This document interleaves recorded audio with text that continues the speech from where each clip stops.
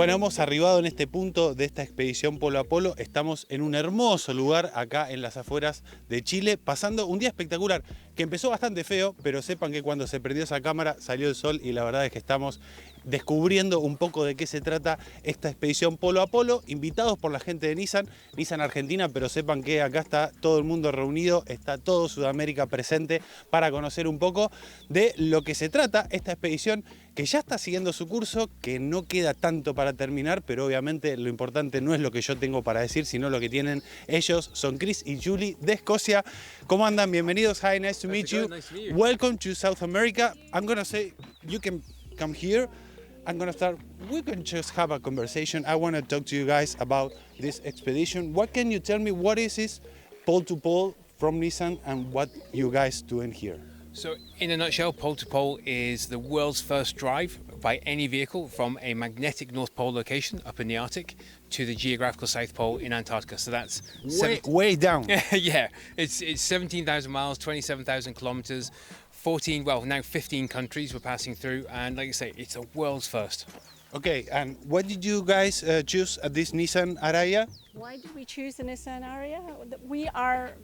We've driven Nissans for the past decade, so we've had a Nissan Leaf, we've had it for the last, since 2014, so we love Nissans, and it was just the natural progression to kind of go with the Aria because it was the next step after the Leaf. And yeah, I think Nissan are bold, they're pioneering.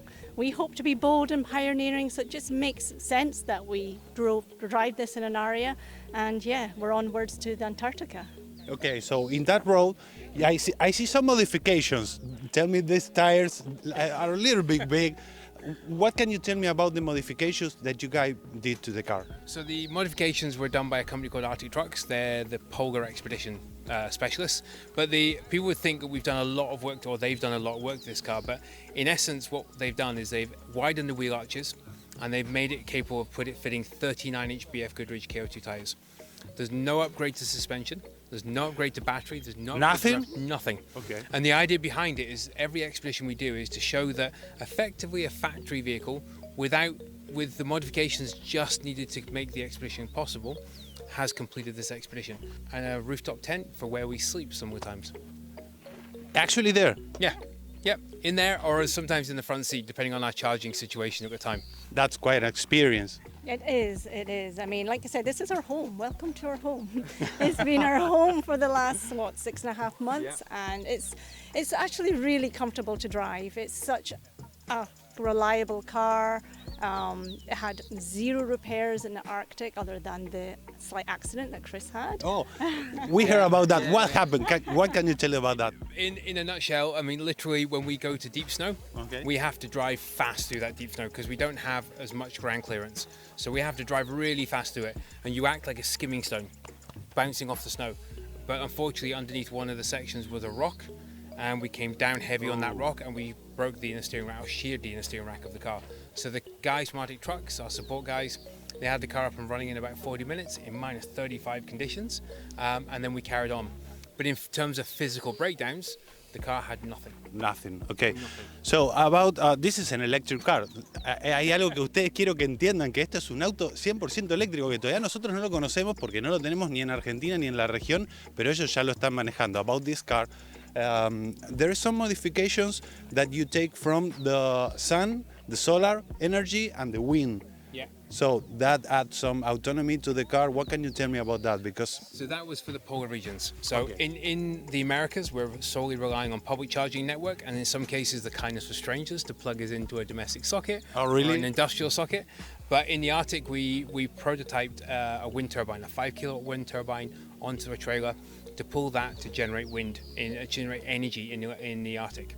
Unfortunately, Mother Nature decided, because obviously the warming conditions within the Arctic, Mother Nature decided not to blow any wind for us in the second windiest place on the planet, and just give us warm sun, so we couldn't use that. No wind at all. No wind at all. Not enough to power the wind turbine, unfortunately. We had it erected, we had it up, we were like trying to spin it, but unfortunately there wasn't enough wind to power it. But it works. You know, we've tested it back home, and it's a great device. Yes, there can be improvements, but we're taking the learnings from the Arctic and taking that into Antarctica. So our solution for Antarctica is try to offset some of the energy that we're using with solar panels this time, because there's 24/7 daylight in Antarctica. We're guaranteed sun, therefore guaranteed energy. You're gonna have, okay. Yeah. And I guess the idea behind it is to say to people, you know, we are taking this vehicle and demonstrating the capabilities of electric drivetrain technology on this expedition. That's a great message.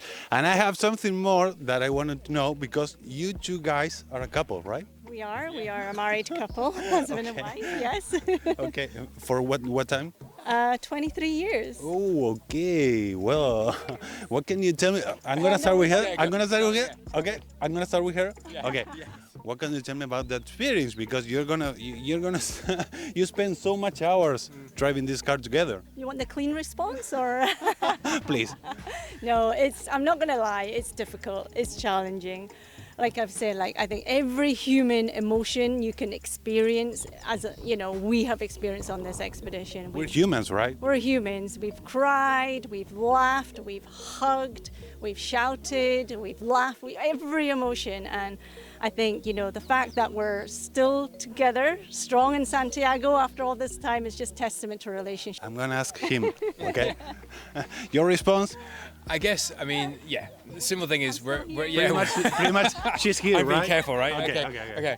No, she's quite right. At the end of the day, we're an everyday couple, right? People seem to think that we're something special, something different. We're not. We're an everyday married couple who are basically taking our passion and just sharing that with the world. And we fall out big time. We really do. But we've learned through our different expeditions together to say it. Once it's said, it's done, and you move on.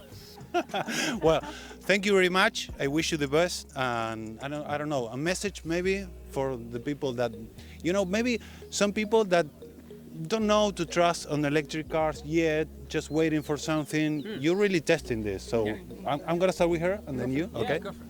Well, we're living it, breathing it, demonstrating it, and we're in Santiago. We've covered something like, 25,000 kilometers, and, the fact that we can do this in a compromised range EV because of the modifications, then we're proving that electric vehicles can do the distance. It can cope in hot, it can cope in extreme hot and cold. So what I'm saying is, when you're ready to switch out your car, have a think about electric. We think it's brilliant to drive, and we think it's the future. Think of something good for the planet and be kind to the planet. That's all we want to do. Give it a go. Yeah. That is the simple message. I am a petrol head. I love cars, and I still love cars. But the end of the day, when I got inside an electric car back in 2013, and I drove it for the first time, I realized this technology is the way forward, and I gave it a go. So something changing you. Yeah, and that's it. So we went away from petrol. And all I would just say to people is, don't believe what you hear from your mate down in the pub or from your friends or the media. Just basically go and give it a try. Jump in, give it a try, and small steps. Driving long distance is something you will start to do something more. To start. Yeah, if you have two cars, for example, switch out one to electric, and you'll suddenly start to realize that you're fighting over the electric car. That's a great message. That's a great message. Well, thank you guys so much, and I wish you all the best. Thank you so much. Okay? Thank you. Bueno, ya saben, el futuro está acá pasando por Santiago de la mano de Nissan y ellos son los protagonistas. Gracias.